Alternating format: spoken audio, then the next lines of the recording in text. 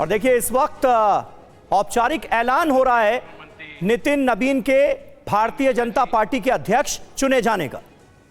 कार्यकारी अध्यक्ष आदरणीय श्री नितिन नबीन जी,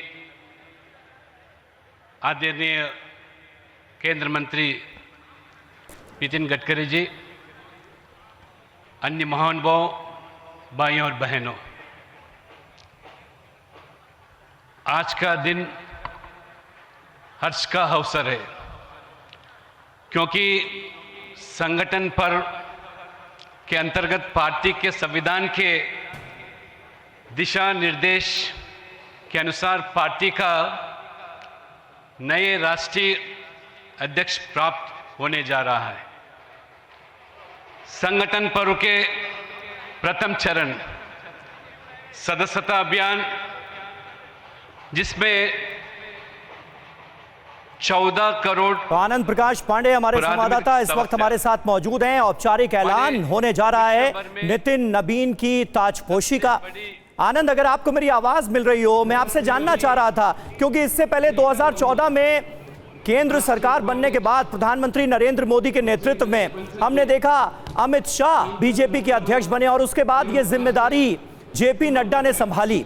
आज उसी कुर्सी पर नितिन नबीन बैठने जा रहे हैं, तो एक तो उनके ऊपर कितना प्रेशर होगा, कितना दबाव होगा, क्योंकि इससे पहले जो अध्यक्ष थे उनके रहते सफलता के नए नए शिखर छूती हुई भारतीय जनता पार्टी नजर आई, तो उनकी छत्रछाया से बाहर निकलकर अपनी एक अलग इमेज बीजेपी के नए अध्यक्ष के तौर पर, युवा अध्यक्ष के तौर पर बनाने की भी उनके सामने है।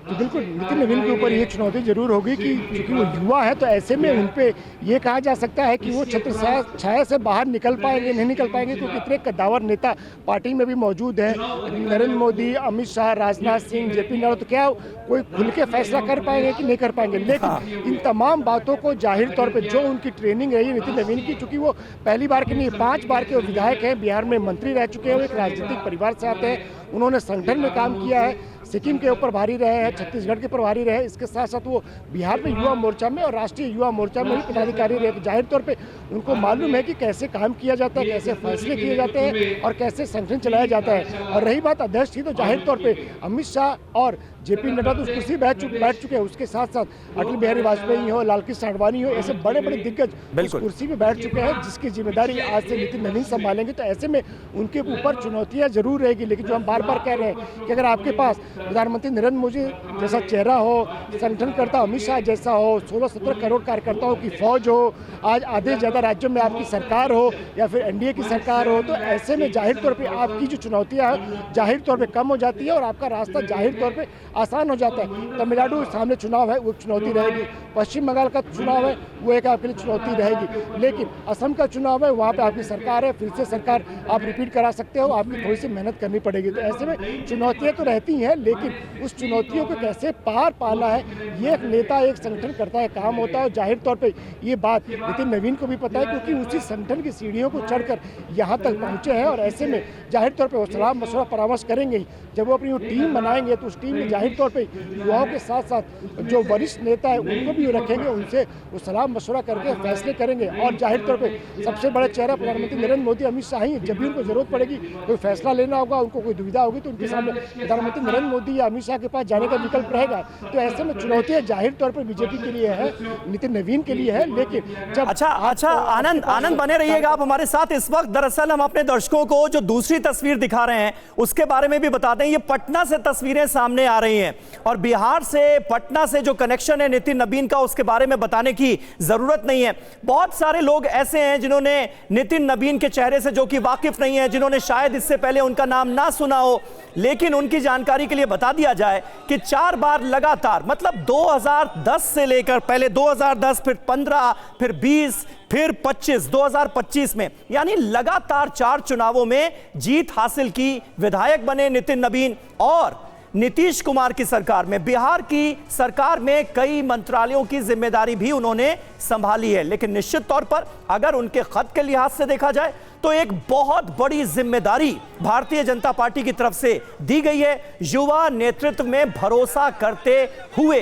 ऐसे वक्त में जब प्रधानमंत्री नरेंद्र मोदी और भारतीय जनता पार्टी कहीं ना कहीं जेन जी को आकर्षित करने की कोशिश करती है, युवाओं को आकर्षित करने की कोशिश करती है, तो उस लिहाज से भी ये एक बड़ा कदम है। और बिहार में जो पार्टी का काडर है निश्चित तौर पर उसके लिए जश्न का विषय है, और इसीलिए पटना में जश्न की तस्वीरें अब सामने आने लगी हैं, आतिशबाजी की जा रही है। पटना के लोग क्या कह रहे हैं आज नितिन नवीन के बारे में जरा सुन भी लेते हैं। प्रधानमंत्री नरेंद्र मोदी जी का, हमारे गृह मंत्री अमित शाह जी का और एक एक कार्यकर्ता जिन्होंने नितिन नवीन के साथ तन मन धन से समर्पित, ऐसे सभी कार्यकर्ताओं को मैं आभार प्रकट करना चाहता हूं। जय नितिन नवीन, जय बांकीपुर का लाल, नितिन नवीन जय हो।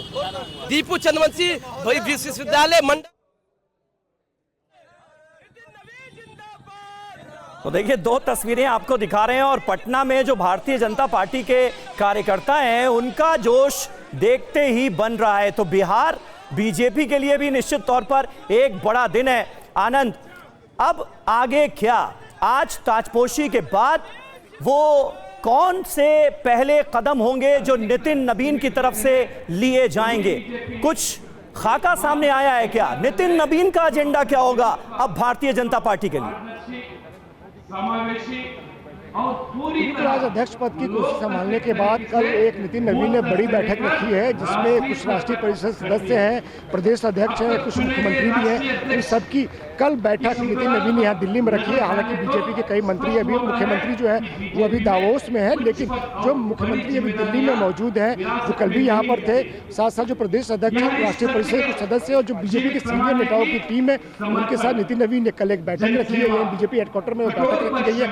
तो जाहिर तौर पर अध्यक्ष बनने के बाद पहली बार इस बैठक में नितिन नवीन का जो खाका है, जो सोच है पार्टी को लेकर, जो संकल्प को लेकर, वो सबसे वो जाहिर करेंगे, उनसे शेयर करेंगे, साझा करेंगे। और ऐसे में वो ये भी उनसे जानने की कोशिश करेंगे, एक रूबरू होने की कोशिश करेंगे। अभी तक उनको तमाम जो बीजेपी के नेता, प्रदेश अध्यक्ष, मुख्यमंत्री ने बधाई दी थी, लेकिन तब वो कार्यकारी अध्यक्ष थे। लेकिन अब अध्यक्ष बनने के बाद एक 1-to-1 उनकी एक मीटिंग भी हो जाएगी और साथ ही साथ नितिन नवीन की सोच क्या है संगठन को लेकर और आगे भविष्य की बीजेपी को लेकर, तो ऐसे में वो सबके साथ साझा करेंगे। और ऐसे में जो संगठन के और सामने और बीजेपी के सामने चुनौतियां, खासकर जो चुनावी राज्यों में, उन सबको वो एड्रेस करेंगे। और उसके बाद बताया जा रहा है कि कल की इस बैठक के बाद नितिन नवीन के राज्यों में दौरे शुरू होंगे और उनके दौरों की शुरुआत जो चुनावी राज्य है पश्चिम बंगाल, तमिलनाडु, पुडुचेरी, असम से होगी और उसके बाद बाकी राज्यों में भी वो दौरे करेंगे और वहां पर जाके कार्यकर्ताओं से, वहां के जो प्रदेश संगठन के जो नेता है उनसे मिलेंगे, उनसे रूबरू होंगे। एक ही मैसेजिंग भी होगी कि भले मैं राष्ट्रीय अध्यक्ष हूँ, लेकिन मैं